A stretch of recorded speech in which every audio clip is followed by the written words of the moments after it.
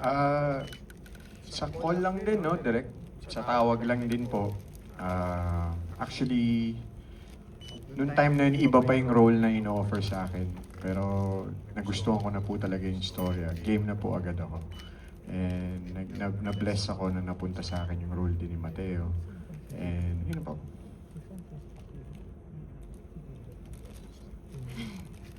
Ano ba ito? Masasabi mo? Well, gaya nung sinabi ko kanina na matagal-tagal na rin na napapaisip-isip ako na sana meron akong ganitong material na magawa ulit. Dahil I grew up making films or teleseries na ganito rin yung pinag-uusapan. Pero it would be a different challenge. Kumbaga, ibang level na ulit dahil hindi na ako yung baby doon sa material. Ngayon, ako na yung nanay. So, parang full circle. And also, may mga tao na naging bridge para mai-offer sa akin ito. So yun. Yun po. Thank you, Shaina. Actually sa Go ahead, tag direct. dito, malaking factor na we'd like to acknowledge din kasi tag dito as one of the producer po ang Spring Films na tag dito si Piolo po ang isa sa mga tumulong sa amin para mabuo po yung buong casting nitong ng buong serye. Yun po. Until ano po yung yung mga na-suggest ni Piolo from Spring Films, of course, para mabuo po yung ensemble. Well, unang-una, tag dito, syempre nung mga pinag-uusapan namin sila JM, sila Shaina, si Nanay Ai, hanggang sa tag dito sa kila Ellison, kila Daytona. I mean, tumutulong talaga sa ang Spring Films and then si PJ na tag dito, buuin namin yung cast yun. Alright, thank you so much for that. Our next question is from Carlos of Mega Pelikula. This is for Sid, Shaina, and JM. How did you approach your characters sa teleserye? And ano ba yung aabangan as the series progresses? I can't answer your second question. But As safely as possible.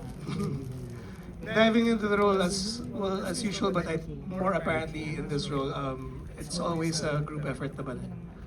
Once you start meeting each other and once you start to get to know how they're going to approach their role, at least for me personally, that's how I'm able to piece things together so I know where to place myself.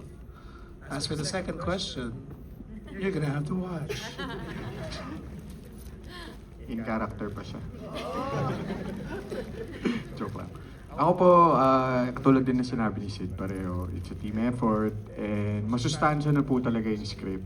Actually, binigay na sa amin yung backstory, yung possible na puntahan, and kaya madali po namin, hindi naman madali, nalalaro po namin yung aming units and nuances.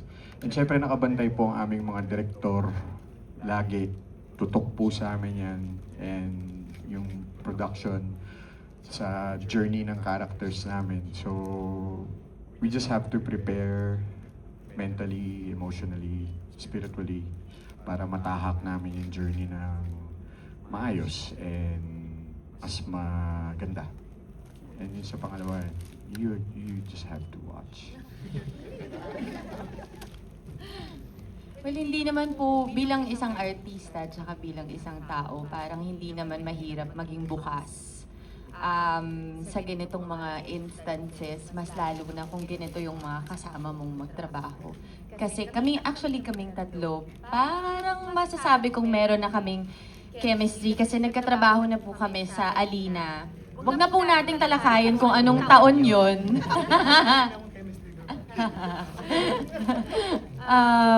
Ibang nilalang pa po sila noon.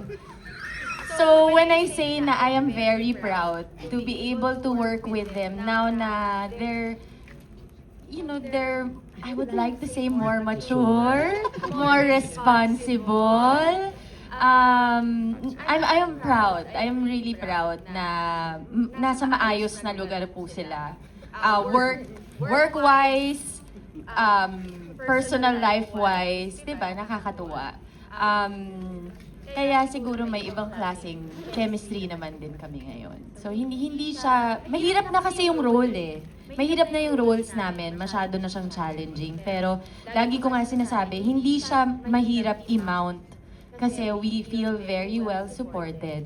And ako masasabi ko na hindi mahirap ang trabaho ko dahil sila ang mga ka-eksena ko. Thank you. And we haven't heard from, of course, the head of creatives, Gcash na lang ako Mr. mamaya. BJ. What do you want the audiences to take away from the whole My Best Friend Emma? Actually, siguro to answer the question, ano yung mga abangan? Yes. Sobra pong daming twist. I guess nakikita nyo naman, di ba? Sa first 3 episodes, ang daming secrets ng mga characters. Abangan din kung paano siguro mag-unfold yung mga yon, paano nagko-connect-connect lahat. Abangan yung mga episodic cases yung tawag na, or missions. Kasi we wanna tackle, I guess, not naman necessarily controversial, pero napapanahong mga topic na tinatanong natin sa Diyos o tungkol sa faith. Yung mga bagay na hindi madalas pag-usapan tungkol sa faith, tungkol sa paniniwala natin, tungkol sa ano ba ang tama at mali.